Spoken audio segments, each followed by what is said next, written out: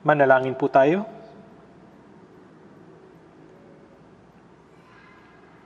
Mapaging Diyos, aming Ama na sa amin ay nagmamahal, sa gitna ng napakaraming tao sa mundong ito, kami ay una mong tinawag, iniligtas at inihiwalay upang maging banal. Salamat sa iyong dakilang biyaya na sa amin ay palaging tumutulong at gumagabay sa pamagitan ng iyong biyaya, salita at ng kapangyarihan ng Espiritu Santo upang kami ay makapaglingkod sa iyo, maipahayag ang Ebanghelyo at mabuhay na sumusunod sa loob ng iyong iglesia na kung saan ikaw ay kumikilos kasama namin. Sa mga oras na ito, kami ay nagpapasalamat sa pagpapahintulot sa amin, kaming mga tinubos ng mahalagang dugo ng Panginoon, na magkatimpo ng sama-sama upang magpuri sa iyong biyaya at pag-ibig, matuto ng iyong salita at magkaroon ng pakikisama. Naniniwala kami na ikaw ay kasama namin hanggang sa ngayon. Pakiusap, tingnan mo ang bawat isa sa amin at sa pamagitan ng iyong mahabaging kamay, gawin mo kaming higit na ganap, bago at matatag.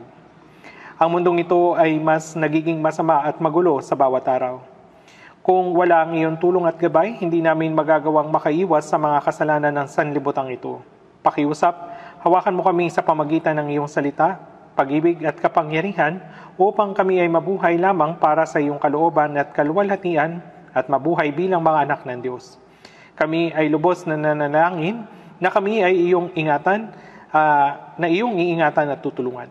Pakiusap, ingatan mo ang mga kapatid na hindi namin kasama ngayon, saan man sila naroon, at pagkalooban ng pusong umaasa at nagnanais na manumbalik sa iyo.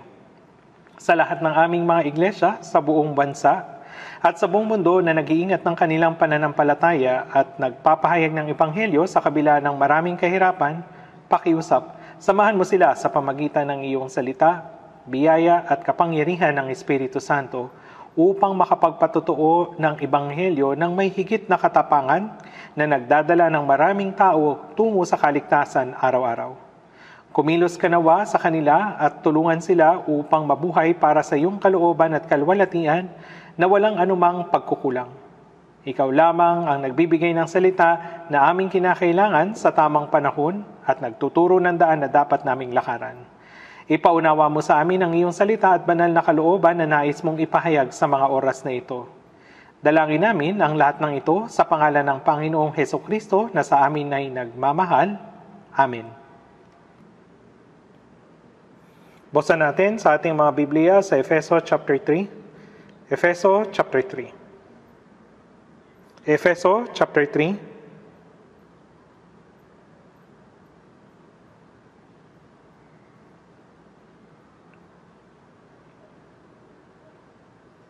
Efeso chapter 3, verse 20 hanggang 21. Verse 20 hanggang 21. Basahin natin ang marahan. Ngayon, sa Kanya na makakagawa ng higit na sagana kaysa lahat ng ating hinihingi o iniisip, ayon sa kapangyarihang gumagawa sa atin, sumakanya nawa ang kalwalhatian sa Iglesia at kay Kristo Jesus sa lahat ng mga salinlahi magpakailanman. Amen. Sa ikasampung pagkakataon, ibinabahagi ko muli ang mensahe na ating pinag-aaralan tuwing linggo, ang tungkol sa buhay na nananatili sa Panginoon. Ang mga ligtas, ang mga Kristiyano, ay may pagkakakilanlan bilang mga tao na nasa Panginoon o na kay Kristo. Sa Juan chapter 14 verse 20, sinasabi na sa araw na iyon ay malalaman ninyong ako'y nasa aking Ama at kayo'y nasa akin at ako'y nasa inyo. Kanina, habang nagbibigkas ng memory verse, sinabi doon sa Colossus chapter 1 verse 6 na dumating sa inyo, gayon din naman kung paanong ito'y namumunga at lumalago sa buong sanlibutan, ay gayon din naman sa inyo mula ng araw na inyong marinig at maunawaan ang biyaya ng Diyos sa katotohanan. Mula ng araw na inyong marinig at maunawaan ang biyaya ng Diyos sa katotohanan. Ang araw ngang iyon ay kamangha-mangha. Mula sa araw na iyon, na tayo ay naligtas, sinabi ng Panginoon, sa araw na iyon ay malalaman ninyong ako'y nasa aking Ama at kayo'y nasa akin at ako'y nasa inyo. Ibig sabihin, maging isa sa Kanya. Tayo na dati na nabuhay ng hiwalay kay Kristo at malayo sa Diyos, nang napatawad ang ating mga kasalanan ay naging isa sa Kanya. Naging isa na tayo sa Kanya. Hindi ba nakakamangha ito? Kaya nga ang buhay ng isang ligtas na Kristiyano ay buhay na nabubuhay sa Panginoon. Kaya ang salitang sa Panginoon ay nakikita ng maraming ulit sa Biblia. Mula sa mga kasulatan, natututunan natin kung ano ang buhay na nabubuhay sa Panginoon. Sa binasa natin kanina doon sa Efeso chapter 3 verse 20, ayon sa kapangyarihang gumagawa sa atin. Ang salitang atin ay tumutukoy sa mga ligtas na mananampalataya. Doon po sa Mateo chapter 6 verse 9, sinabi ni Jesus, "Manalangin nga kayo ng ganito, Ama naming nasa langit." Ang tumatawag sa Diyos bilang Ama ay silang mga mananampalatayang naipanganak na muli. At sa aklat ng Roma chapter 14 verse 7 hanggang 8, sinasabi, walang sino man sa atin ang nabubuhay sa kanyang sarili at walang sino mang namamatay sa kanyang sarili. Kung nabubuhay tayo, sa Panginoon tayo nabubuhay, o kung namamatay tayo, sa Panginoon tayo namamatay. Kaya't mabuhay man tayo, mamatay, tayo ay sa Panginoon. Tinutukoy ng salitang atin ang mga ligtas na mananampalataya. Walang sino man sa atin ang nabubuhay sa kanyang sarili. Hindi ba ito ay nakakamanghang katotohanan? Ang mga Kristiyanong ipinanganak na muli ay sila ang nasa Panginoon na nabubuhay para sa kanyang kalooban at kalwalatian at hindi lamang namamatay para sa kanilang mga sarili. Ang mga tao sa mundo ay nabubuhay para sa kanilang sarili, naghihirap para sa kanilang sarili, nagdurusa para sa kanilang sarili, at sa huli, namamatay para sa kanilang sarili. Ang mga ligtas ay malaya na sa ganitong sumpa ng buhay. Tayo ngayon ay nasa Panginoon. Ang buhay natin ay nasa Kanya. Kaya't mabuhay man tayo sa gitna man ng maraming kahirapan o mga pagsubok, nabubuhay tayo para sa Panginoon. At kung tayo man ay namamatay tayo para sa Panginoon. Ang pagiging nasa Panginoon ay isang maluwalhating katotohanan sapagkat sa Kanya ang buhay na walang hanggan at maluwalhating pangako. Kaya sinasabi dito na ayon sa kapangyarihang gumagawa sa atin. Ibig sabihin, tayong mga Kristiyanong ipinanganak na muli ay pinagkaisa sa pamagitan ng Espiritu Santo. Sa Filipos chapter 2 verse 6 hanggang 7, na siya bagamat nasa anyo ng Diyos ay hindi niya itinuring na isang bagay na dapat panghawakan ang pagiging kapantay ng Diyos, kundi hinubaran niya ang kanyang sarili at kinuha ang anyong alipin na naging katulad ng tao. Si Jesus ay hindi isang tao lamang. Siya ang tagapaglikha, kapantay ng Diyos. Ngunit upang iligtas ang mga kaluluwa sa sangkatauhan, iniwan niya ang kanyang banal na trono at naging tao. Nagpakita sa anyo ng tao. Ipinanganak ng isang babae at nabuhay bilang anak ng isang mahirap na karpintero sa loob ng 30 taon, gaya ng ibang tao. Marahil, walang nakakilala sa kanya na siya ang Kristo, ang anak ng Diyos. Sa loob ng 3 taon at kalahati ng kanyang pampublikong ministeryo, siya ay nabuhay na walang mapagpahinga ng kanyang ulo. Nagtuturo sa labas ng bayan kapag araw, minsan ay sa harapan ng templo ng Jerusalem, at sa gabi ay natutulog sa bundok ng mga olibo sa ilalim ng malamig na hamog. Sa loob ng 3 at kalahating taon, tiniis niya ang maraming kahirapan. Gayunpaman, ang kanyang mga gawa ay totoong nakamamangha.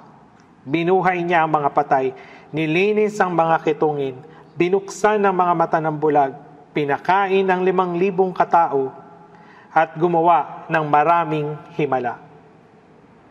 Sinabi ni Felipe kay Jesus, doon sa Juan chapter 14, Panginoon, ipakita mo sa amin ang Ama, at kami ay masisiyahan na. Sumagot si Jesus, ang nakakita sa akin ay nakakita sa Ama. Paano mong nasabing, ipakita mo sa amin ang Ama? At sa Juan chapter 1, walang sino mang nakakita kailanman sa Diyos. Ang Diyos na tanging anak na nasa kandungan ng Ama ang nagpakita sa Kanya. Walang sino man na nakakita sa Diyos, ngunit si Jesus ang nagpakita sa inyo ng laman. Sa pamagitan niya, ipinahayag ng Diyos kung sino siya. Kaya sinabi ni Jesus, ang nakakita sa akin ay nakakita sa Ama. Tama iyon. Sa pamagitan ni Jesus, ang salita ng Diyos ay nahayag, maging ang kanyang pag-ibig, biyaya at kapangyarihan ay nahayag. Pagkatapos na pumaitaas si Jesus, ang Espiritu Santo ay dumating. Ang mga nananampalatayang tumanggap o mananampalatayang tumanggap ng kaligtasan at nakaunawa ng biyaya ng Diyos ay nagtiwala sa pangako na pag-alis ni Jesus, darating ang Espiritu Santo. Kaya naman, humigit kumulang 120 sa kanila ay pumunta sa Jerusalem at nanalangin ng taimtim.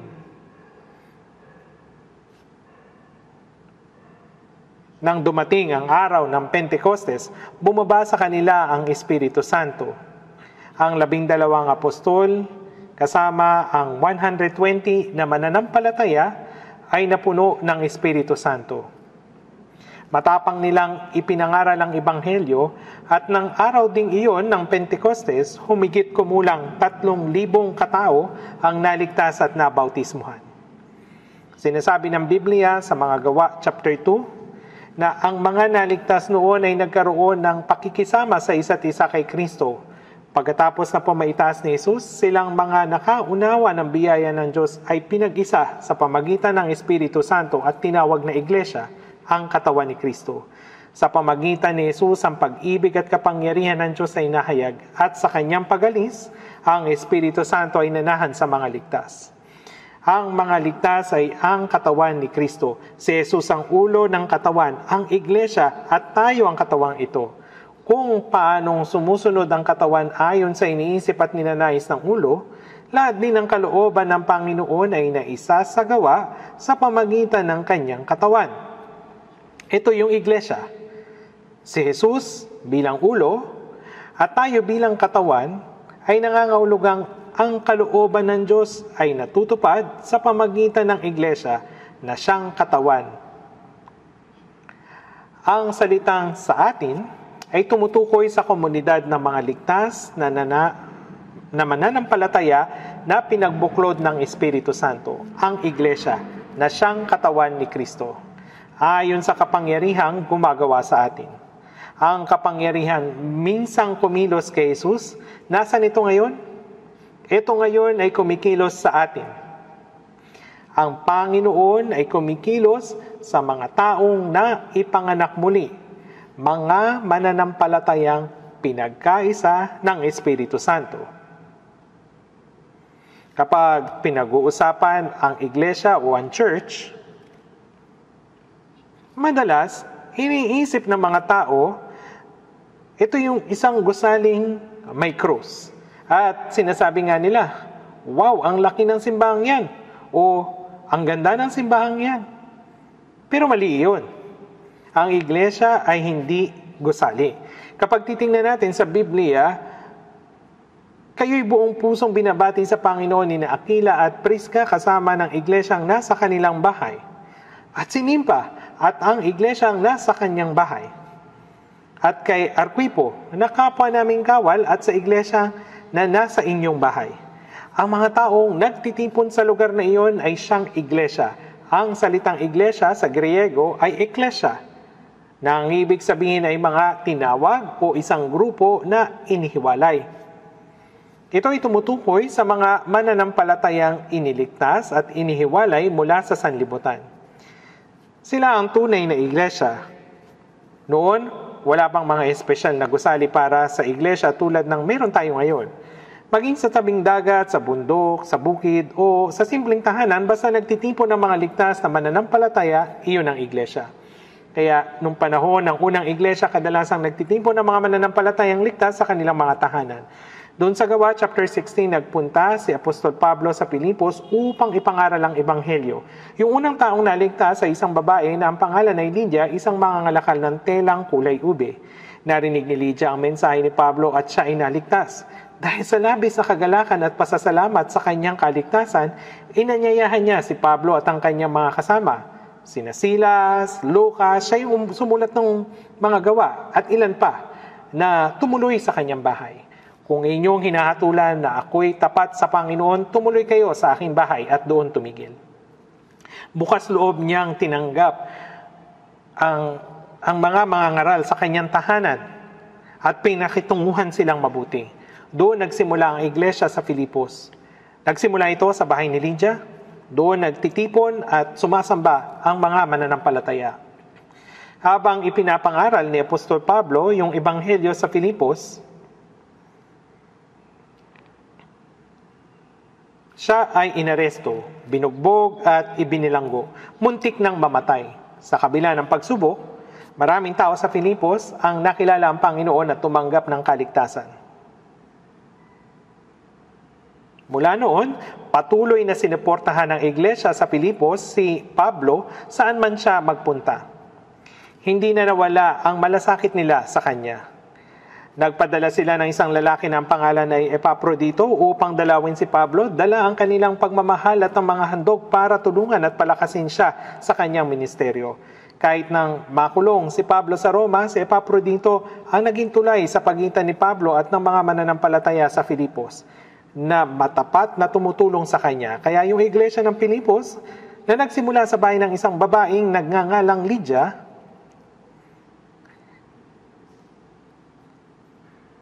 ang iglesia sa Filipos ay naging isang kahanga-hanga at tapat na iglesia. Isang iglesia na nakibahagi sa ministeryo ni Pablo at tumayo kasama niya sa pangangalap ng Ebanghelyo sa buong buhay niya.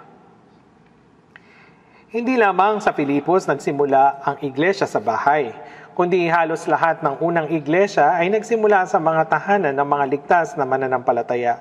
Sa Colossus chapter 4 verse 15, at sinimpa at ang iglesyang nasa kanyang bahay. Sina Prisca at Aquila na kasama ni Pablo sa pangangaral ng Ebanghelyo ay nagbukas din ang kanilang tahanan para sa mga banal. Ito ay nakasulat sa 1 Corinto 16 verse 19. Ito ay grupo ng mga banal na ligtas. Kahit sa tabing dagat, sa gilid ng bundok, ang lugar kung saan nagtitipon ang mga mananampalataya ay hindi iglesia. Ang tao mismo ang iglesia. Ang iglesia ay ang katawan ni Kristo. Ang Panginoon ay nananahan sa loob nito at kumikilos sa pamagitan nito. Ang Panginoon na lumalakad sa lupain ng Israel, bumuhay ng patay, naglinis sa mga kitungin at nagbukas sa mga mata ng bulag, ipinakita niya ang kapangyarihan ng Diyos sa pamagitan ng mga gawaing iyon.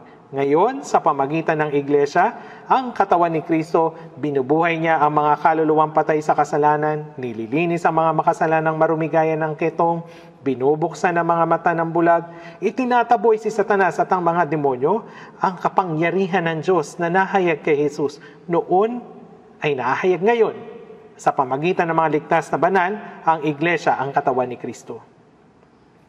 Dahil ang Panginoon ang ulo ng iglesia, ang kalooban ng ulo ay natutupad sa pamagitan ng katawan. Ang hiwaga ng iglesia ay tunay na kamangha-mangha. Si Apostol Pablo ay sumulat ng 14 na aklat sa Biblia. Karamihan namang ito ay para sa iglesia ayon sa kapangyarihang gumagawa sa atin. Isipin natin ito, ang Panginoon ay nasa gitna natin. Hindi siya tahimik, siya ay kumikilos bilang ating ulo. Ang Panginoon ay naroon sa iglesia. Ang kanyang Espiritu Santo ay kumikilos at lahat ng nais niyang gawin ay natutupad. Dapat nating pag-isipan ang salitang ito ayon sa kapangyarihang gumagawa sa atin. Kung wala ang Panginoon sa atin, hindi ito iglesia. Ang Panginoon ang kumikilos. Hindi ito tungkol sa isang sikat na tao, makapangyarihang leader o may otoridad na nagsasabing siya ang may kontrol sa iglesia. Ang Panginoon ay nasa gitna natin. Ang tunay na may-ari ng iglesia. At bilang ulo, ang Espiritu Santo ay gumagawa upang tiyaking natutupad o matutupad ang kalooban ng Panginoon sa atin. Ngayon, sa Kanya na makakagawa ng higit na sagana kaysa lahat ng ating hinihingi o iniisip ayon sa kapangyarihang gumagawa sa atin. lahat ng ating hinihingi. Ano ba talaga ang hinihingi ng mga ligtas na mananampalataya? May isang bagay na taimtim na hinahangad ang mga Kristiyano. Sa mga aklat o sa aklat ng mga gawa, makikita natin na ang mga mananampalataya sa unang iglesia ay nagtitipon at nananalangin sa Diyos na ang ebanghelyo ay maipalaganap at sa maraming kaluluwa, sila po ay maligtas. Kahit may mga tumututo sa iglesia at tinuusig ang iglesia, kapag sila'y taimtim na nananalangin at tumatawag sa Diyos, makapangyarihang kumikilos ang Diyos sa kanila. Lahat ng ating hinihingi. Ano ba talaga ang ninanais natin? Hinihingi ba natin na maging mayaman? Hahanap ba tayo ng ginhawa sa katawan o komportabling buhay? Magsisikap ba tayong magkaroon ng kapangyarihan o karangalan gaya ng mga tao sa mundo? Hindi po. Ang hinahangad natin ay para sa kalwalhatian ng Diyos. Ang nais natin ay makita ang gawa ng Diyos na matupad sa pamagitan ng pagpapalaganap ng ebanghelyo ng ating Panginoon. Ngunit hanapin muna ninyo ang kanyang kaharian at ang kanyang katwiran. Manalangin tayo na ang ebanghelyo ng kaharian ng Diyos ay maipahayag at ang kanyang kalooban ay matupad. Iyan ang tunay na kahulugan ng paghahanap sa kanyang kaharian at katuwiran. Iyan din ang taimtim nating ipinapanalangin. Lahat ng ating hinihingi. Hindi ibig sabihin nito na ibibigay ng Diyos ang mga makamundo o pisikal na kagustuhan natin. Ang sinasabi ng Biblia ay tinutugon ng Diyos ang mga panalangin ayon sa kanyang kalooban. Masunod nawa ang kalooban mo kung paanong sa langit gayon din naman sa lupa. Paano natutupad ang kalooban ng Diyos na itinatag sa langit doon sa lupa o dito sa lupa? Ito ay natutupad sa pamagitan ng mga Kristiyanong nabubuhay sa mundong ito. Lahat ng ating hinihingi o iniisip ayon sa kapangyarihang gumagawa sa atin. May mga bagay na taimtim na ipinapanalangin ng mga Kristiyano, lahat ng ating hinihingi. Kapag may mga kapatid na nakakasalubong ako ngayon, medyo nagugulat sila dahil kamakailan lang na-ospital ako ng ilang araw. May ilang nag-iisip, mukhang tumatanda na si Pastor, baka seryoso na ito. Pero hindi lang sila nag-aalala. Taimtim silang nananalangin para sa akin. Kaya ngayon, tuwing may nakakasalubong ako, ang tanong agad nila sa akin ay, kamusta ka ngayon? Ayos na ba ang kalusugan mo? At sinasagot ko, kita ninyo naman, maayos na ako. Pinapatnubayan ako. O pinatibay ako ng pinakamabisang gamot ang inyong mga panalangin. Talagang maraming tao ang nag-aalay ng panalangin para sa akin at higit pa ang lakas na naibibigay nito kaysa sa pagkakaroon ng isang buong hukbo sa tabi ko. Totoo ito, dahil pinakikinggan ng Diyos ang panalangin ng kanyang bayan. Kapag nananalangin tayo para sa katuparan ng kanyang kalooban, nalulugod ang Diyos na pakinggan at sagutin ang mga panalangin ninyo. Humingi kayo at kayo ay bibigyan. Sabi ng Biblia, kapag humingi tayo, ibibigay niya. Ipinangako ng Diyos na ang mga panalangin ayon sa kanyang kalooban ay tiyak na kanyang tutuparin. Kaya ano ba ang pinapanalangin natin? Na matupad ang kalooban ng Diyos. Ipinapanalangin natin na maipalaganap ang ebanghelyo na mas maraming kaluluwa ang muling maipanganak na nagdadala ng kagalakan at kalwalhatian sa Diyos. Isa lamang ang panalangin natin. Ito lang. Kahit maging mahirap ang kalagayan ng buhay natin, kung ipinagkakatiwala natin ang lahat sa Diyos at hahanapin ang kanyang kaharian at katwiran, ipinapangako niya na siya ang banal o ang bahala sa lahat ng pangangailangan natin sa buhay. Ibinibigay sa natin sa Diyos ang ating mga pasanin at kapalit nito, tinatanggap natin ang bahagi na para sa atin. Ito ay para bang ipinagpalit natin ang ating responsibilidad sa Panginoon. Ngayon, sa Kanya na makakagawa ng higit na sagana kaysa lahat ng ating hinihingi o iniisip ayon sa kapangyarihan gumagawa sa atin.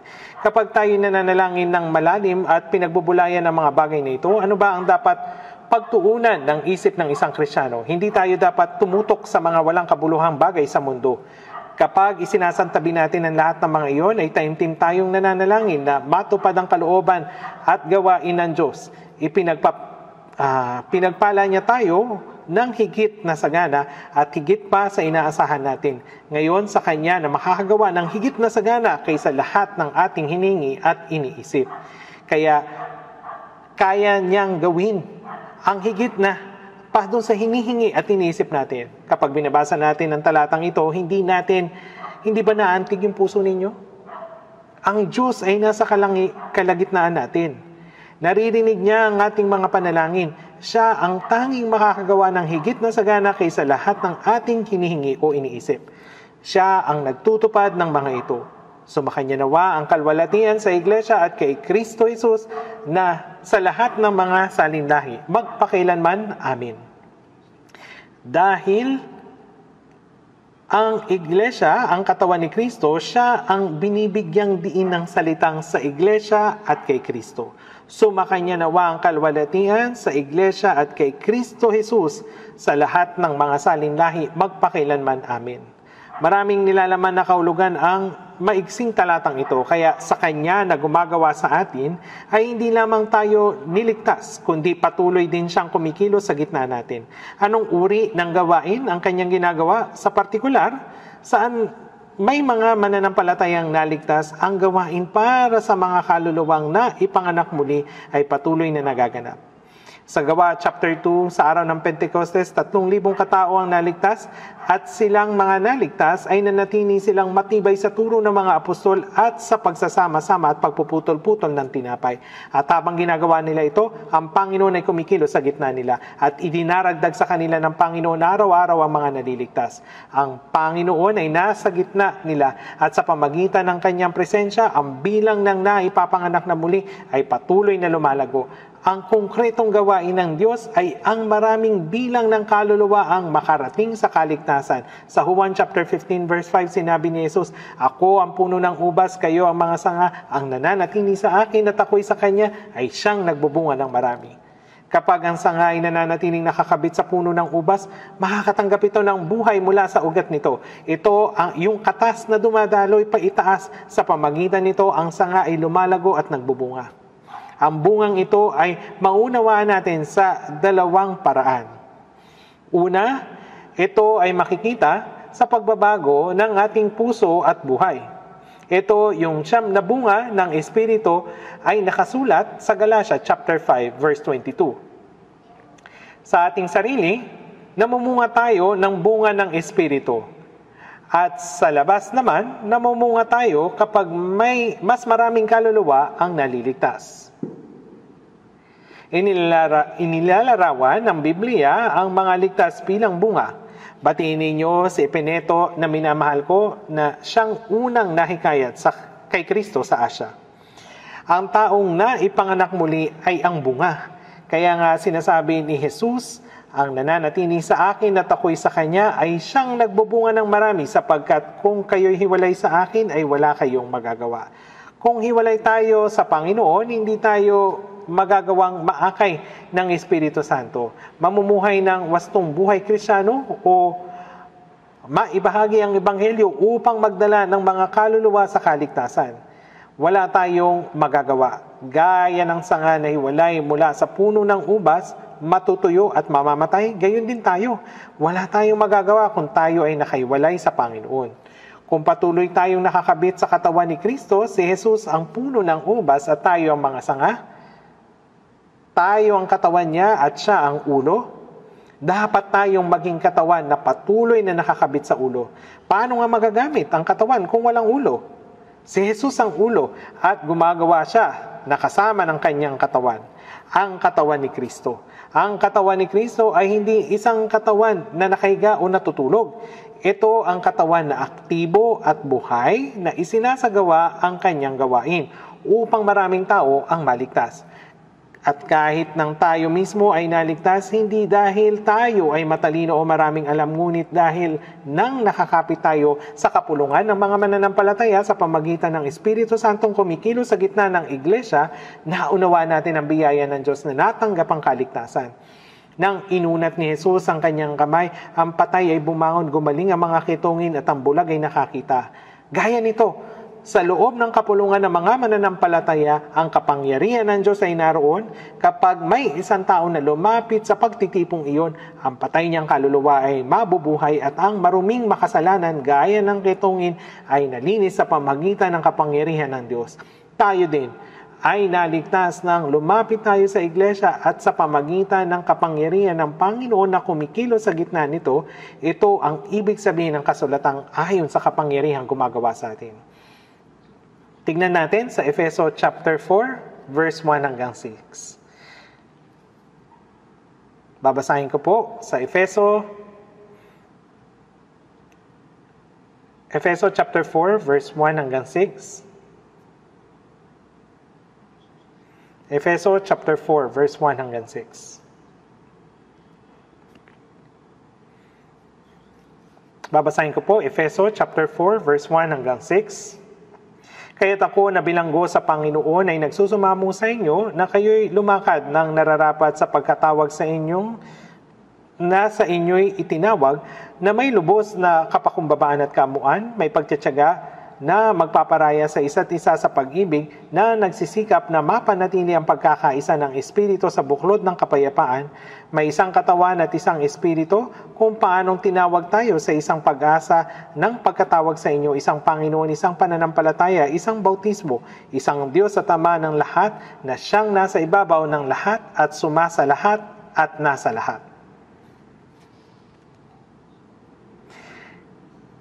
Dito sa chapter 4, verse 1, ang salitang kayat ay tumutukoy na nakasulat sa chapter 3, lalo na dun sa verse 20 at 21. Siyempre, kasama rin dito yung mga naunang talata. Ngayon, sa Kanya na makakagawa ng higit na sagana kaysa lahat ng ating hinihingi o iniisip ayon sa kapangyarihang gumagawa sa atin. Dahil magagawa ng Diyos na gumawang higit kaysa lahat ng ating hinihingi o iniisip, sa pagpapatuloy ni Pablo, kaya't ako na bilanggo sa Panginoon ay nagsusumamo sa inyo. Nang isulat ni Pablo ang salitang ito, siya ay nakakulong sa Roma. Mula roon, isinulat niya yung mensaheng ito para sa iglesia sa Efeso. Kaya't ako na bilanggo sa Panginoon ay nagsusumamo sa inyo na kayo lumakad ng nararapat sa pagkatawag sa inyo itinawag. Ang tinawag ay nangangahulugan na natanggap ang kaligtasan. Sa Isaiah chapter 44 verse 22, sinasabi, aking pinawi na parang ulap ang mga pagsuway mo at ang iyong mga kasalanan na gaya ng ambon, manumbalik ka sa akin sapagkat ikaw ay tinubos ko. Manumbalik ka sa akin. Ito yung pagtawag ng Panginoon. At sa awit 50 verse 1, sinasabi, ang makapangyarihan ng Diyos na Panginoon ay nagsalita at tinawag ang lupa mula sa pagsikat ng araw hanggang sa paglubog niyon. Nang naipayag ang salita ng Diyos, iyon ang tinig niya na tumawag sa atin. Kaya nang sabihin ng kasulatan, kayo'y lumakad ng nararapat sa pagkatawag na sa inyo'y itinawag. Ang tinawag, ito'y nangangahulugan na iniligtas. Ang matanggap ang pagkatawag ng Diyos at ang kaligtasan, tayo ngayon ay nabubuhay nabubuhay tayo na sa paraang nararapat sa ating pagkatawag. Nararapat sa gawa ng Diyos na Kanyang ginawa sa pagliligtas sa atin. Anong ibig sabihin nito? Ibig sabihin na mayroong layunin ng Diyos sa pagliligtas niya sa atin. Maring mayroong maraming layunin, ngunit ang isang mahalagang layunin mula sa mga ito ay ang mabuo ang katawan ni Kristo, ang iglesia. Si Jesus, ang ulo, at silang mga naligtas ay naging bahagi ng kanyang katawan, ang iglesia, na itinatayo at nagiging sakdal ng higit at higit pa. Sa ibang salita, si Jesus ay ang batong panulok ng espiritual na templo at silang mga ligtas ay tulad ng mga batong buhay na itinatayo sa espiritual na bahay na pinagsasama-sama sa pamagitan ng Espiritu Santo.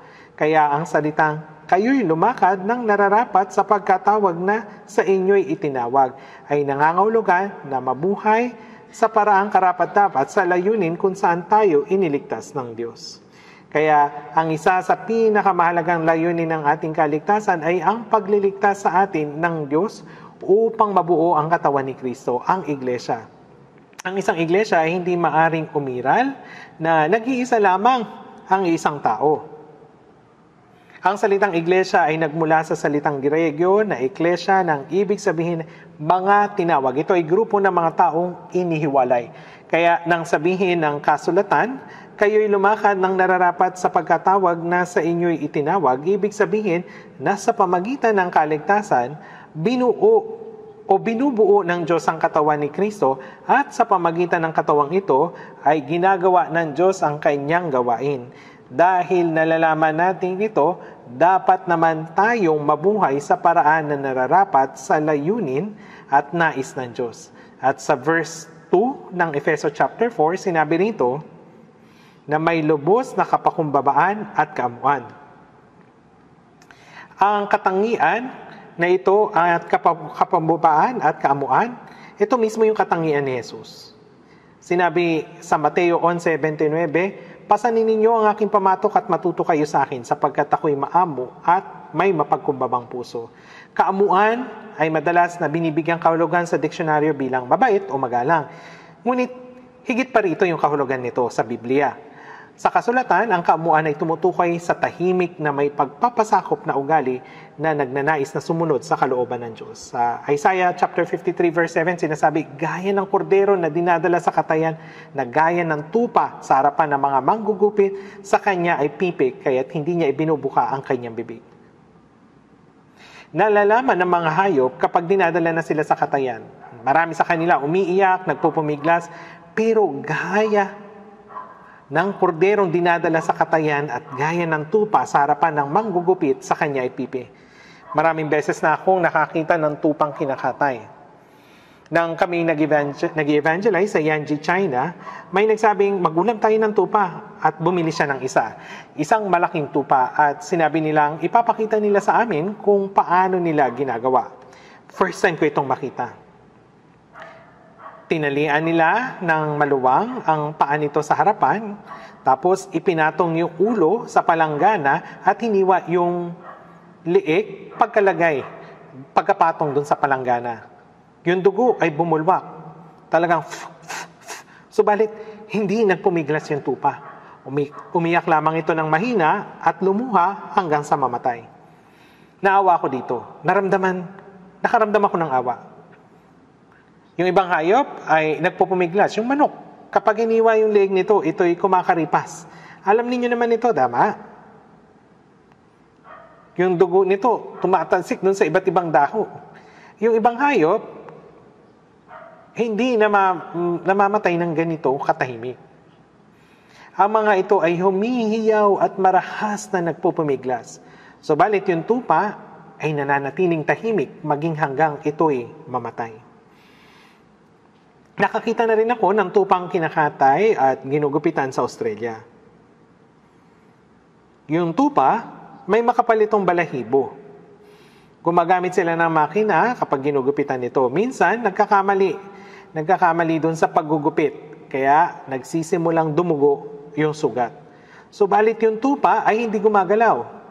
Maski nasugat ito at nagdudugo.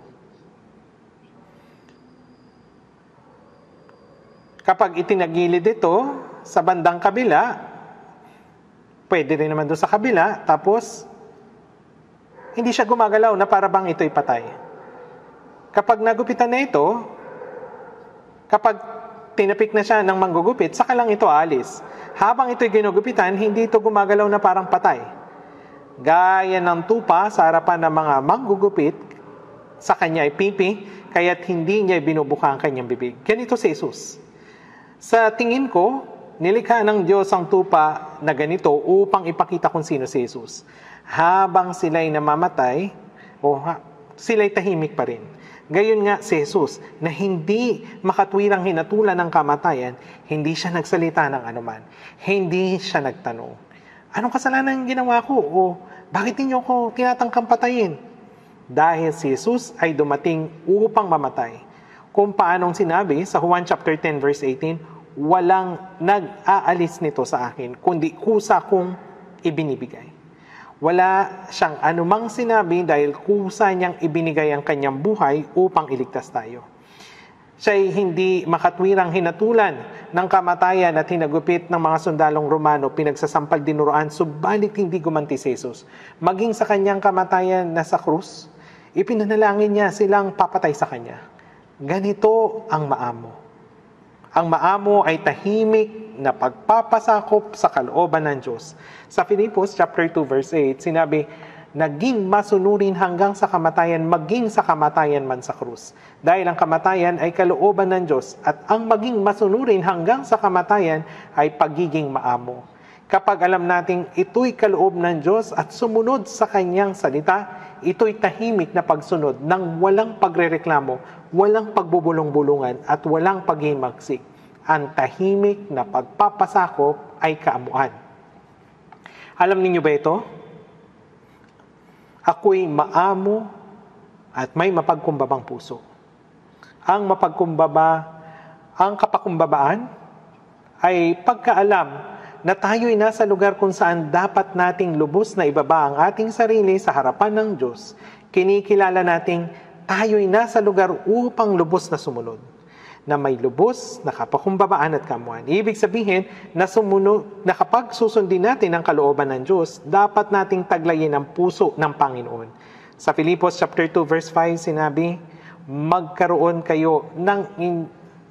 kayo sa inyo ng ganitong pag-iisip na kay Kristo Jesus din naman. Ito ang puso ni Kristo na sumunod maging sa kamatayan, isang maamo at mapagkumbabang puso. Sa Mateo 11:29 sinabi ni Jesus, pasanin ninyo ang aking pamatok at matuto kayo sa akin sapagkat ako'y maamo at may mapagkumbabang puso at makakatagpo kayo ng kapahingahan para sa inyong kaluluwa.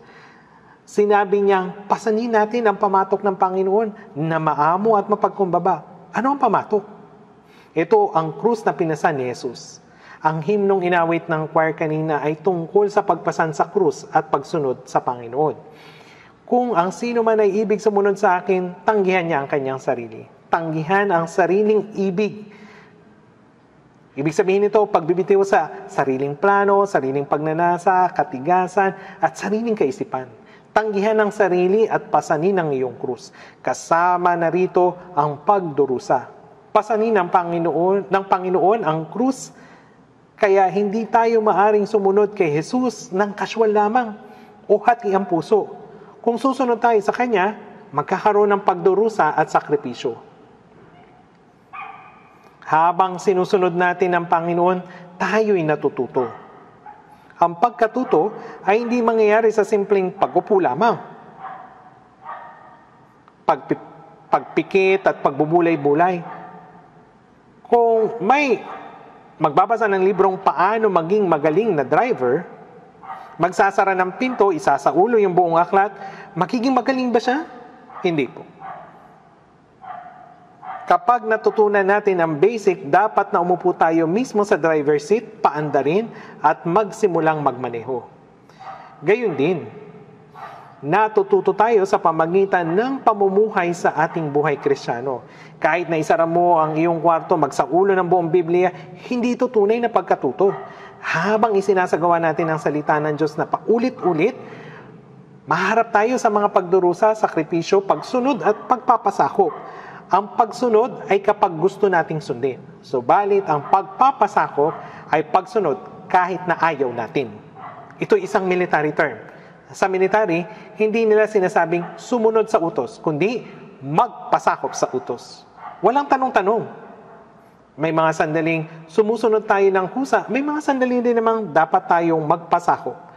Sa pamagitan ng mga karanasan, natututunan natin ang salita.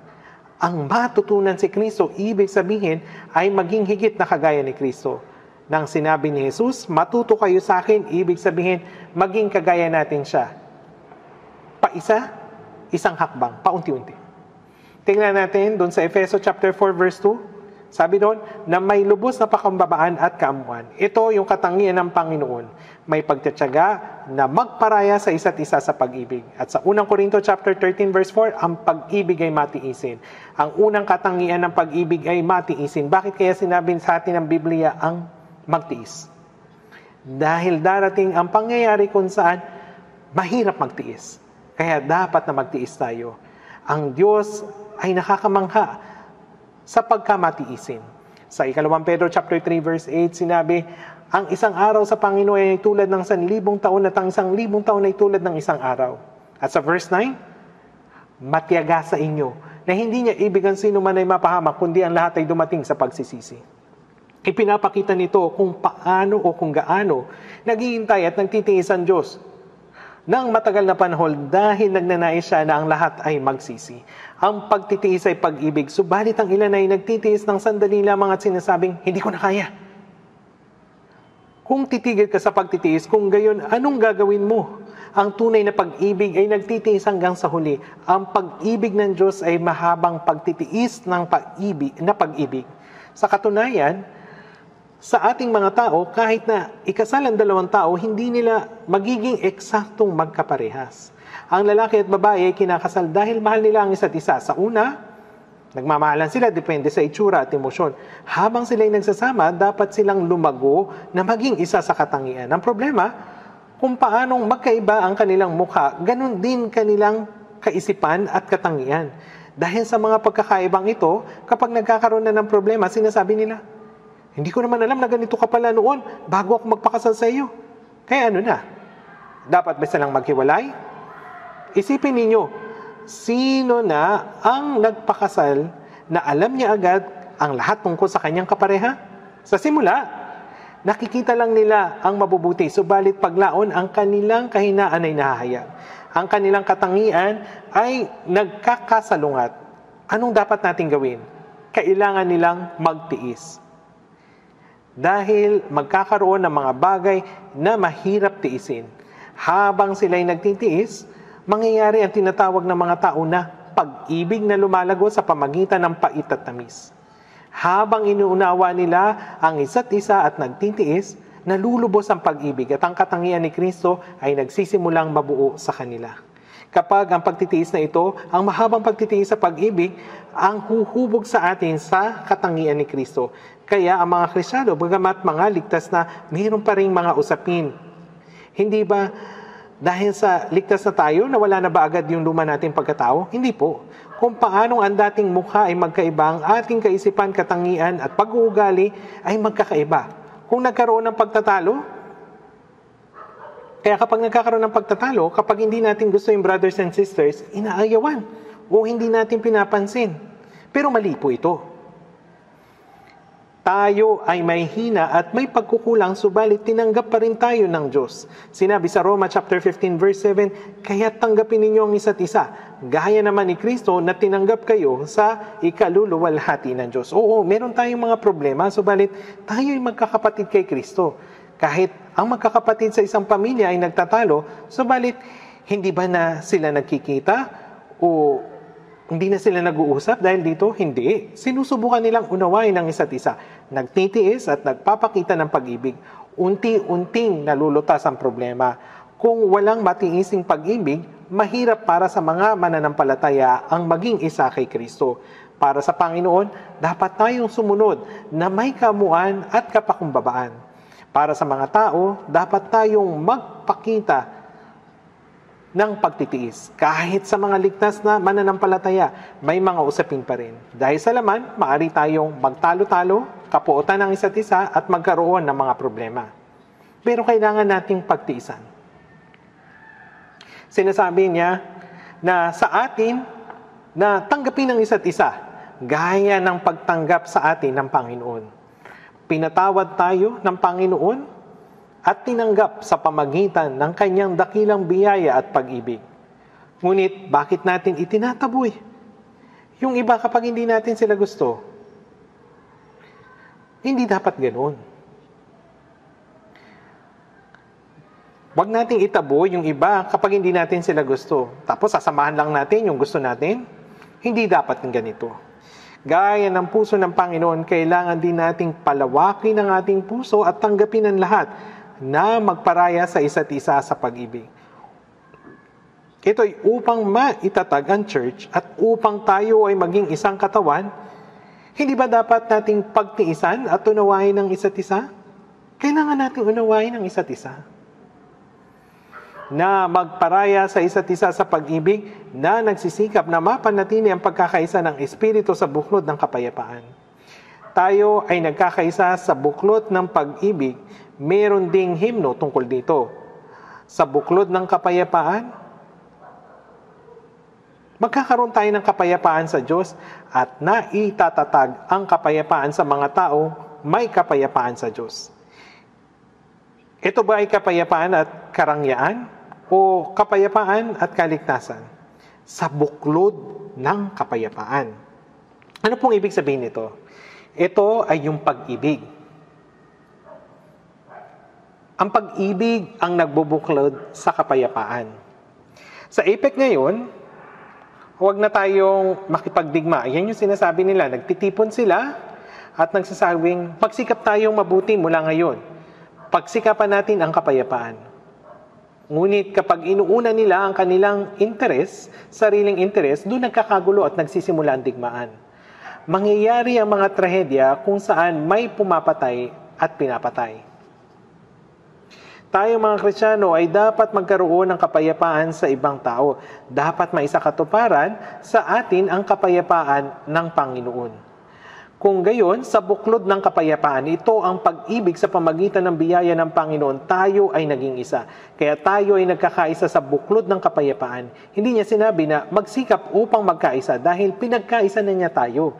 Tayo ay isa sa Diyos Ama. Nagkakaisa bilang brothers at sisters. Meron tayong iisang pag-asa, iisang pananampalataya, iisang layunin sa buhay. Kung gayon, nagsisikap na mapanatili ang pagkakaisa ng Espiritu. Pinag-isa na tayo ng Panginoon. Pagdating natin sa langit, wala nang anumang problema. Bakit? Sapagkat yung laman ay wala na.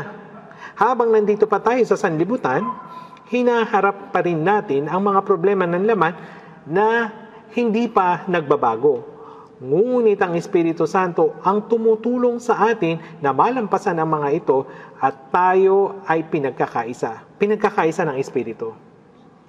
Tayo ay isa dahil tayo ay naligtas. Dahil tayo ay mayroong isang pananampalataya at pag-asa. Dahil tayo ay mayroong isang layunin sa buhay. At dahil nagkakaisa tayo sa pag-ibig ng Panginoon at sa Kanyang salita. Kung walang pag-ibig, walang pagkakaisa. Magkakaroon ng pag-ibig sa isa't isa, magpapatawaran at magtutulungan sa isa't isa. Kaya't sinasabi na nagsisikap na mapanatili ang pagkakaisa ng Espiritu. Pinag-isa tayo ng Espiritu Santo. Bakit niya tayo sinabihan na pagsikapan na mapanatili ito? Dahil sa ating hindi pa nagbabagong laman, maaaring magkaroon ng problema sa pagkakaisang ito. Mabuti sana kung wala nang mga problema dahil pinagkaisa na tayo. Ngunit mayroon pa rin mga problema. Mayroong mga pagtatalo. Iba-iba yung mga personalidad, iba-iba rin yung ating ginagawa.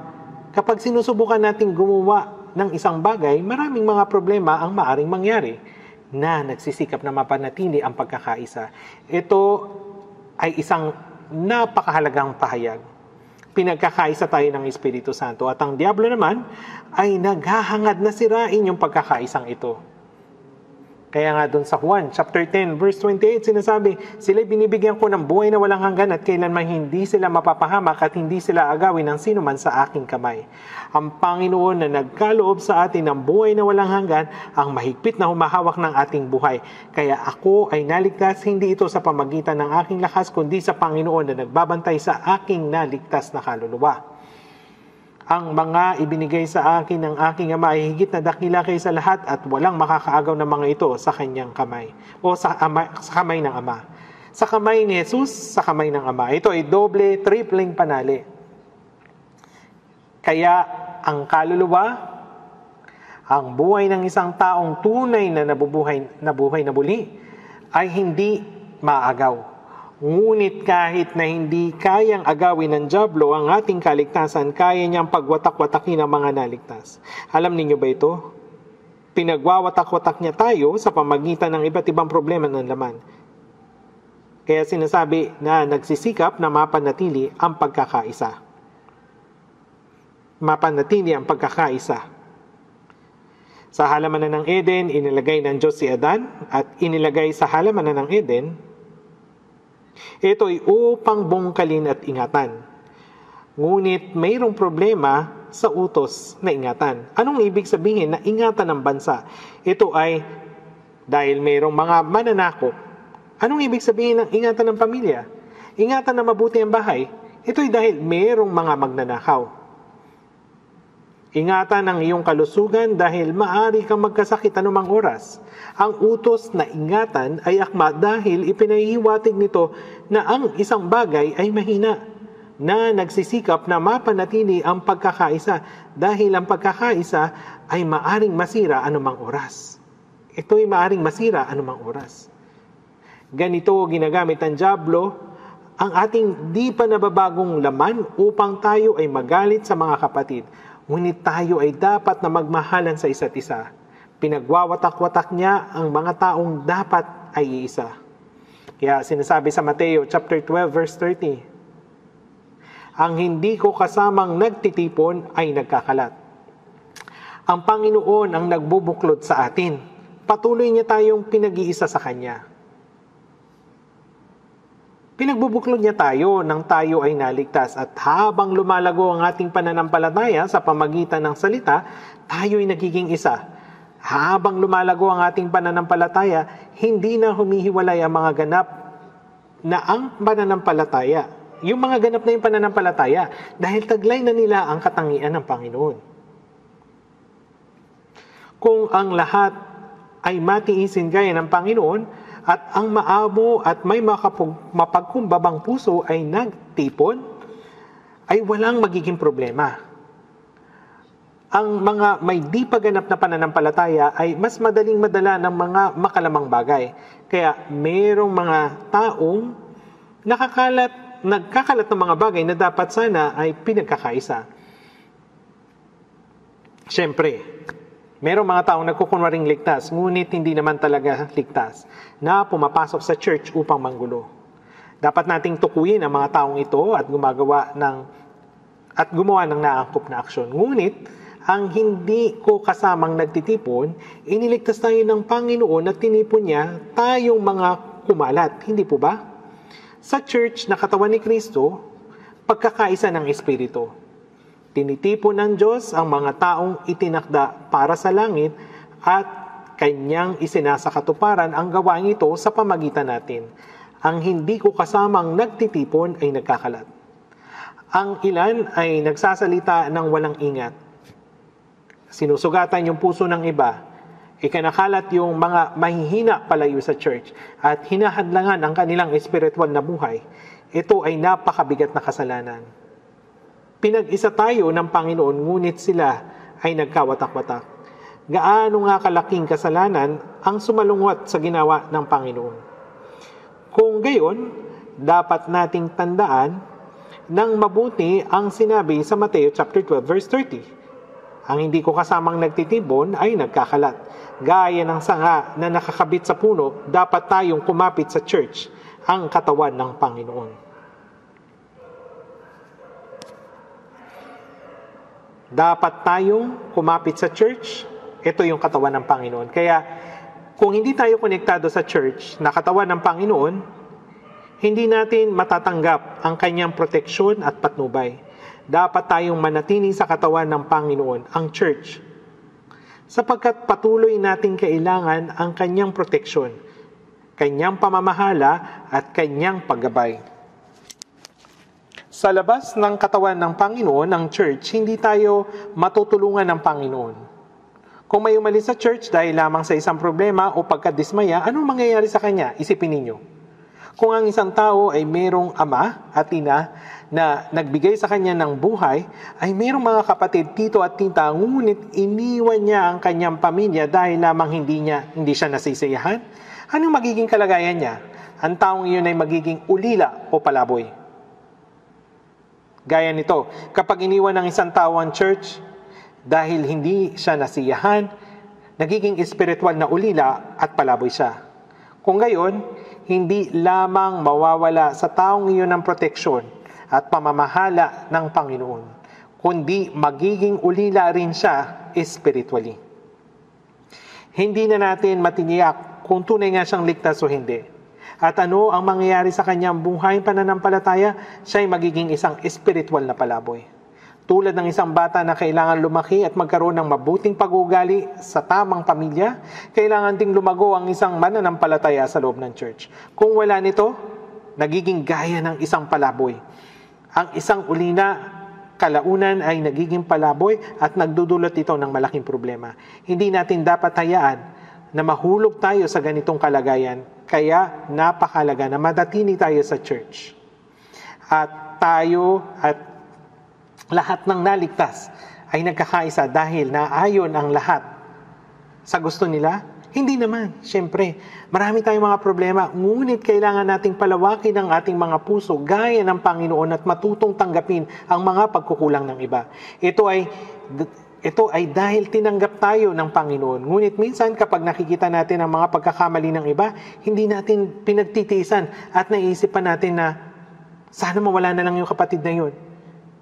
Kapag hindi tayo magiging maingat, maaring magkaroon tayo ng ganitong pag-iisip. Ngunit hindi natin dapat hayaan.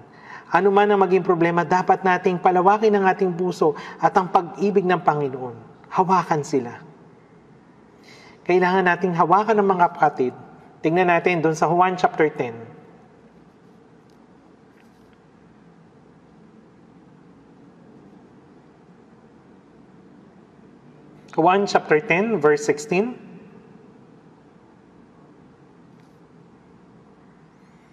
Juan chapter 10, verse 16. Meron akong ibang mga tupa na wala sa kulungang ito. Kailangan ko rin silang dalhin dito at kanilang papakinggan ang aking tinig. Kaya't magkakaroon ng isang kawan na may isang pastol. Ang mga tupa na wala sa kulungan, ito ay tumutukoy sa mga hindi kabilang sa Israel. Noong una, ang lahat ng mga mananampalataya na naligtas ay mga Hudyo. Si Jesus mismo ang pumunta sa Israel at maging ang 3,000 tao na naligtas noong araw ng Pentecostes ay karamihan ay mga Hudyo. Ngunit sinabi ni Jesus, meron akong ibang mga tupa na wala sa kulungang ito. Yung ibang tupa, sila ay tumutukoy sa mga hintil. Sinasabi sa mga Gawa chapter 1 verse 8, at kayo'y magiging mga saksi ko sa Jerusalem, sa buong Judea, Samaria, at hanggang sa kadulo-dulo ang bahagi ng lupa. Ang ebanghelyo ay maipapangaral maging sa mga hintil. Kaya nang sabihin ni Jesus na meron akong ibang mga tupa, tinutukoy niya ang mga hintil na maliligtas pa lamang. Sinasabi niya na kailangan ko rin silang dalhin dito. Nangangahulugan nito na pangungunahan niya rin ang mga hintil. At kanilang papakinggan ang aking tinig, kaya't magkakaroon ng isang kawan na may isang pastol. Ang mga hintil rin ay mapapakinggan ang tinig ng Panginoon, maliligtas at magiging isang kawan kasama ng mga Hudyo na mayroong iisang pastol. Ang isang pastol o isang punong pastol ay tumutukoy sa Panginoong Hesukristo. Ang pastol na nagpapatnubay sa atin ay si Jesus. Sinasabi ng ibang tao, hindi ba ang pastor ang pastol? May pagkakaintulad, ngunit hindi pareho. Ang Panginoon ang punong pastol. At ang nangangaral ng salita ay ang mga munting pastol na naglilingkod sa ngalan ng punong pastol. Ang Panginoon ang nangangalaga sa kawan ay ang punong pastol. At ang nangangaral ay ang mga munting pastol na kanyang itinalaga. Kagaya ng sinasabi ng kasulatan, kaya't magkaroon kayo ng isang kawan na may isang pastol. Ang mga naligtas ay naging isang kawan sa ilalim ng isang pastol at ang ating pastol ay ang Panginoon. Tayo ay nakikinig sa tinig ng Panginoon at sumusunod sa Kanya, hindi po ba? Sumusunod ba tayo sa pastor? Anywhere? Saan ito? Anywhere the pastor leads, following denomination, following tradition, following even down to hell, ay hindi po ito tama. Kung gayon, ano ang dapat nating gawin? Dapat tayong sumunod sa Panginoon saan man. Pinananatili nating bukas at handa ang ating tenga upang makinig sa tinig ng Panginoon. Nagtitipon ba tayo sa iglesia upang makinig ng sermon ng sikat na mangangaral? Kahit na ito ay pampanitikan, pilosopikal, siyentipiko o moral, ang mga bagay na ito ay walang tunay na halaga. Ang mga ganitong bagay ay matututunan saan man sa mundong ito. Tayo ay nagtitipon sa iglesia upang makinig sa tinig ng Panginoon.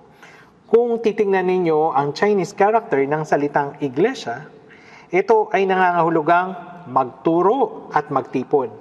Kaya ang iglesia ay lugar kung saan ang mga tao ay nagtitipon upang maturuan ang salita ng Panginoon. Ang kahulugan na ito ay talagang magkatugma, hindi po ba?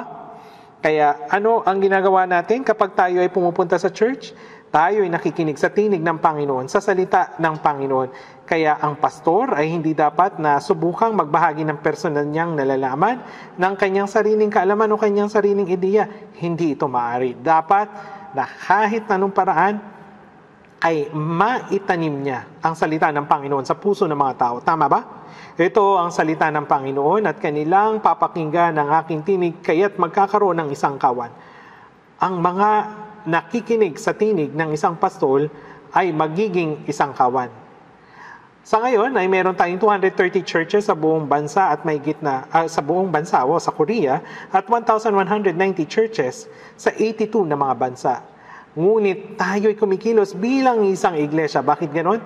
Dahil tayong lahat ay nakikinig at sumusunod sa tinig ng isang pastol. Sumusunod ba tayo sa isang tao? Mayroong bang sikat na tao sa kaligitnaan natin? Wala. Tayo ay nakikinig lamang sa tinig ng pastol at sumusunod sa kanya. Bilang isang kawan, tayo ang mga tupa na sumusunod sa Panginoon. Kumikilos na magkakasamang kasunod niya. Sinasabi sa awit 23 verse 1, ang Panginoon ay aking pastol, hindi ako magkukulang. Ang Panginoon o ang Diyos ang aking pastol, si Jesus ang aking pastol, hindi ako magkukulang. Sa pakikinig ng salita ng Panginoon, tayo ay nagiging isang kawan na sumusunod sa ating pastor, ang Panginoon. Kaya't kung ang sino man ay aalis sa kawan na ito, ay hindi nila matatanggap ang proteksyon at patnubay ng pastol na siyang Panginoon. Kahit anong mangyari, hindi dapat tayo umalis sa iglesia ng Panginoon. Kung aalis tayo sa church, paano natin mapapakinggan ang tinig ng Panginoon at makakasunod sa Kanya? Paano natin ito magagawa? Kaya manatili tayo sa church. Tingnan ulit natin dun sa Efeso chapter 4 verse 13 hanggang 14. Efeso chapter 4 verse 13 hanggang 14.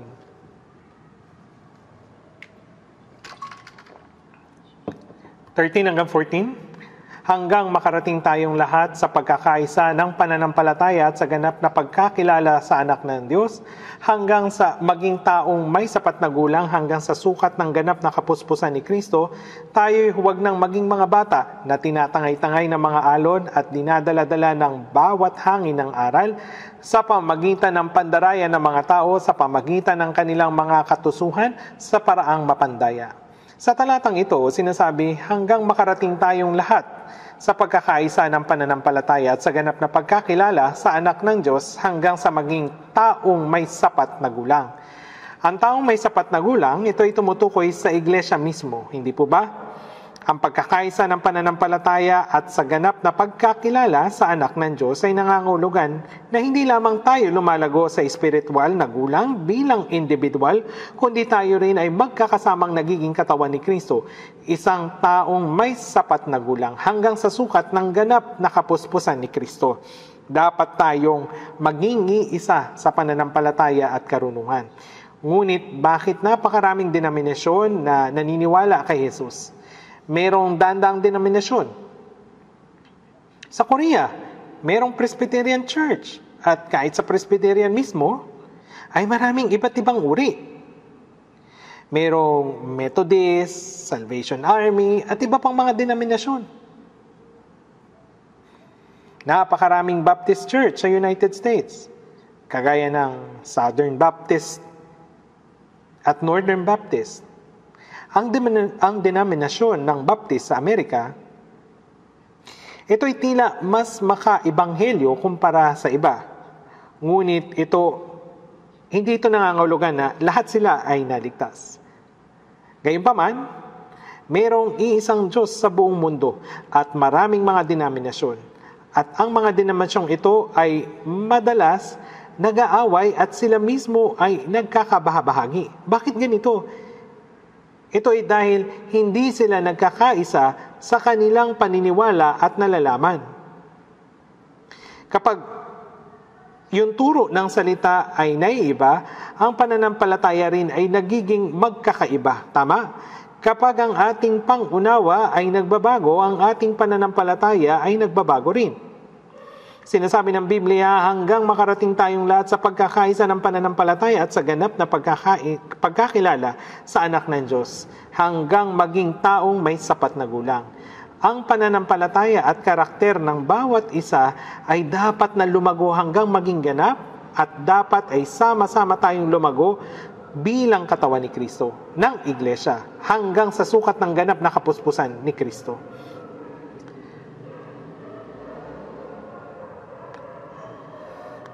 Sa Mateo chapter 5 verse 48, kaya kayo'y maging sakdal gaya ng inyong ama sa langit na sakdal. Ngayon, paano ang isang tao ay posibleng maging sakdal na kagaya ng ama sa langit? Kapag ang tatay ng isang marangal na tao, sinasabi niya ba sa kanya na ayos lang na maging kalahati ka lamang ng galing ko? Siyempre hindi. Ninanais ang ama na maging kagaya niya yung kanyang anak. Gayun din, ang Diyos ay nagnanais na ang kanyang ligtas na mga anak ay higit na lumago upang maging kagaya niya. Ang pamantayan ay maging kagaya ng Diyos, maging kagaya ni Kristo. Sa 1 Corinto chapter 11 verse 1, sinabi ni Apostol Pablo, maging tulad kayo sa akin, gaya ko kay Kristo. Maging tulad kayo sa akin, gaya ko kay Kristo. Tunay na tinularan ni Pablo si Kristo. Isipin ninyo ito, kung magbubuhos kayo ng batter na sa yung mixture sa pangmolde ng hugis isda, ang lahat ng cake ay magiging ganito ang hugis. Gaya nito, si Apostol Pablo ay naging kagaya ni Kristo. Maging tulad kayo sa akin, gaya ko kay Kristo. Oo, hindi 100% na magkakatulad, ngunit pagkatapos na maligtas ni Pablo at ipinangaral ang ebanghelyo hanggang sa Roma, hanggang siya ay pugutan, ay walang anuman sa kanyang buhay ang marapat sumbatan o hatulan. Ang kanyang buhay ay para bang refleksyon ni Kristo mismo. Sa Galatia 6:17 sinabi ni Pablo, taglay ko sa aking katawan ng mga bakas ng paghihirap ni Jesus. Ang mga pagtitiis ni Kristo ay nahayag sa katawan ni Pablo. Kaya dapat tayong lumago hanggang sa sukat ng ganap na kapuspusan ni Kristo. Minsan sinasabi ng mga tao, ang mahalaga, mas mabuti kaysa sa mga hindi naniniwala kay Kristo.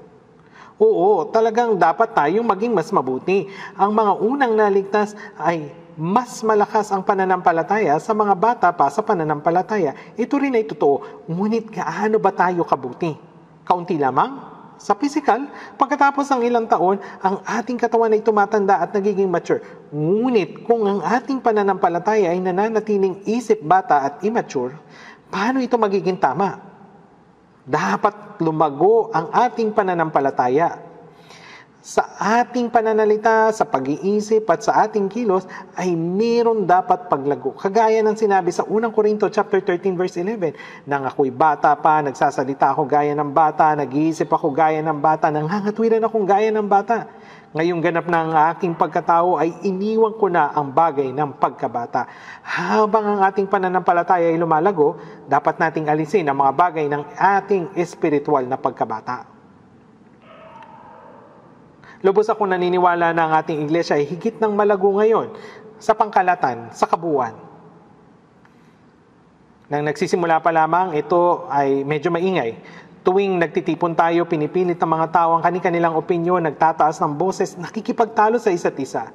Sa totoo lang, sa tuwing may pagtitipon noon, bumibilis yung tibok ng aking puso at iniisip, ano kaya mangyayari sa oras na ito? Ngunit ngayon, kahit marami nang nagtitipon upang pag-usapan ng ilang bagay, kalmado ang lahat. Walang nagdudulot ng kaguluhan sa tuwing nagdedesisyon, oo lang. sumusunod ng mayroong pagkakaisa. Kapag ating sinasabi, gawin natin ang pandaigdigang misyon, ang lahat ay sumasang-ayon. Alam ninyo kung gaano kalaking halaga ang kailangan para sa pandaigdigang misyon? Noong nakaraang taon, narinig ko mula sa opisina sa Soul Church na ang pangkalatang halaga na naipadala sa pandaigdigang misyon, ito ay umabot na 716 million pesos.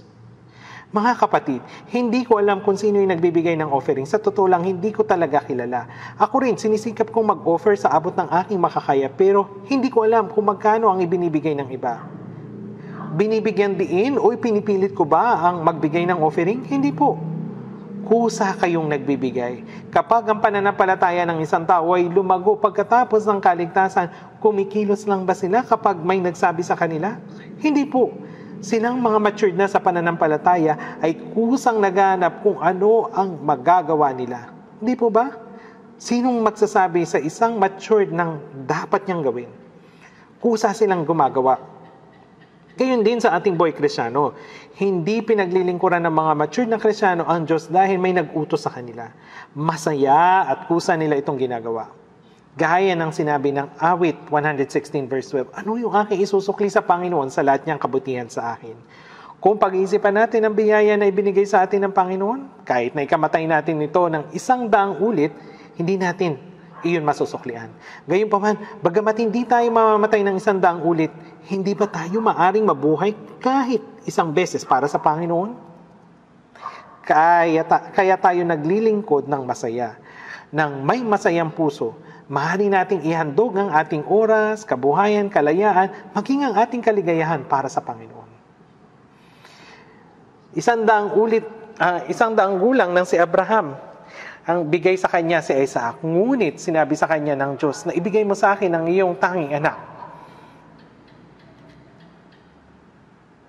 Isang bagay ang hindi niya kailanman may pagkakait. Ito yung kanyang kaisa-isang anak.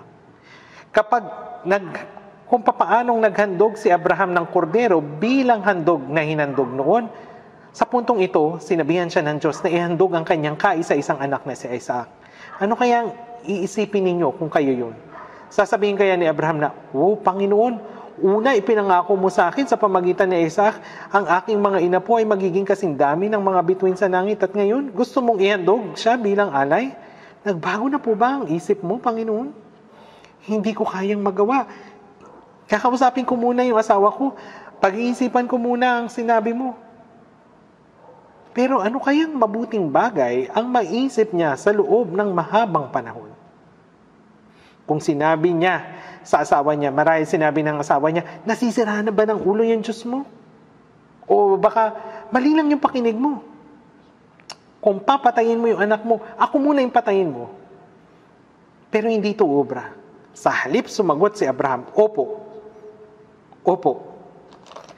Sa cover ng bagong The Light of Life, nakita ko yung larawan ni Isaac na nakagapos, nakatali ang kamay, nakahiga sa ibabaw at ng panggatong na kahoy. Hawak ni Abraham ang patalim, handa ng patayin ang kaisa-isa niyang anak.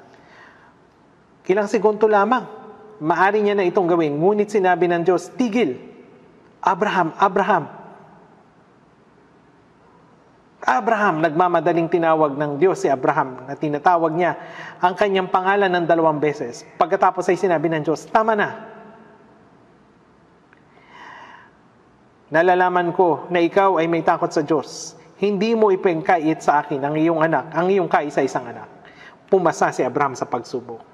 Kung minsan, sinusubok din tayo ng Diyos. Alam niyo ba ito? Bagamat alam na ng Diyos yung puso ni Abraham, pero bakit sinubok niya si Abraham?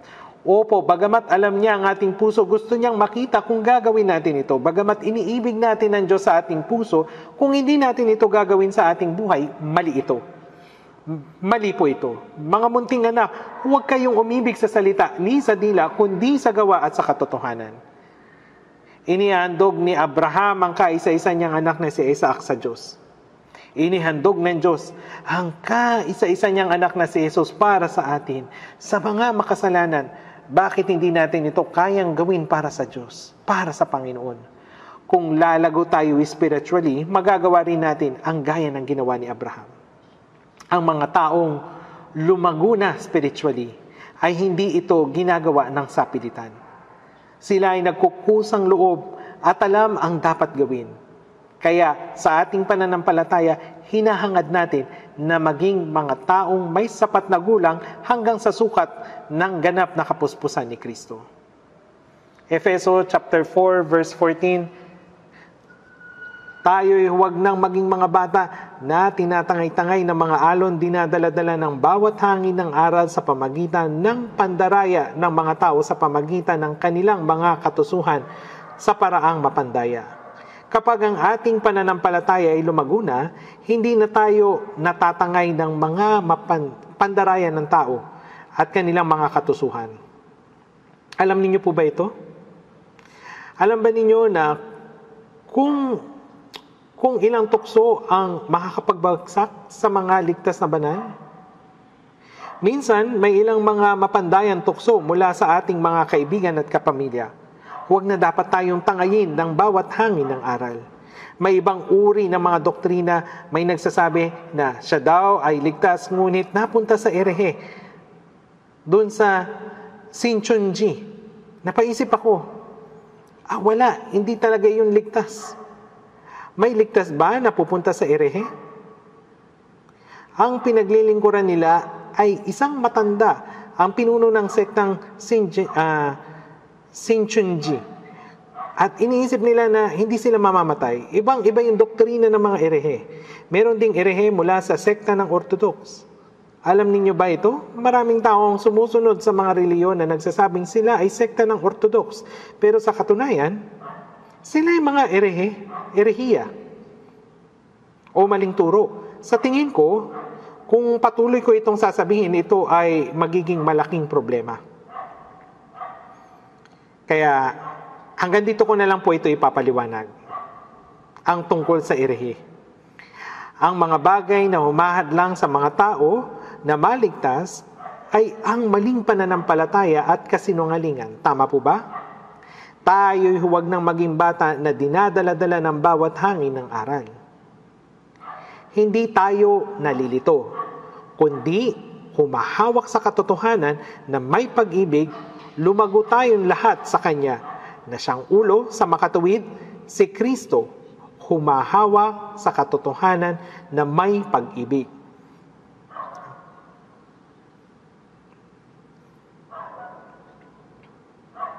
Habang sumusunod tayo sa katotohanan, lalago tayo sa lahat ng bagay kay Kristo. Ibig sabihin, dapat nating tularan ang Panginoon upang maging gaya ni Kristo paunti-unti. Humahawak sa katotohanan na may pag-ibig, lumago tayo lahat sa Kanya na siyang ulo sa makatuwid ay si Kristo. Basahin din natin sa verse 16. Verse 16. Basahin natin ng sabay-sabay.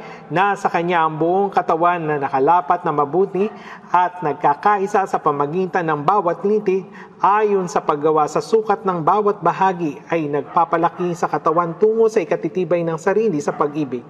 Nasa Kanya ang buong katawan. Siya si Jesus. Mula kay Jesus ang buong katawan ay nakalapat ng mabuti at nagkakaisa sa pamagitan ng bawat litid.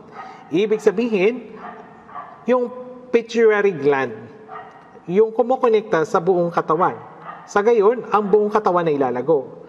Nang nagbahagi ako ng ebanghelyo doon sa Honam, Korea noon, may isang brother noon sa church. Siya ay maliit dahil nang operahan siya ng doktor para sa kanyang lymph gland, naputol ito nang hindi sinasadya, kaya hindi siya lumaki mula noon. Kung hindi tayo kikilos ng tama, kahit matagal na tayong ligtas, hindi tayo lalago ng maayos. Mali po ito.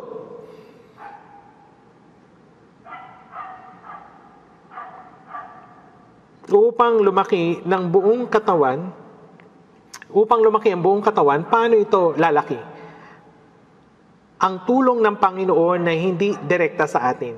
Dapat nating itong malaman. Ang tulong niya ay darating sa atin sa pamagitan ng bawat bahagi. Alam niyo ba ito?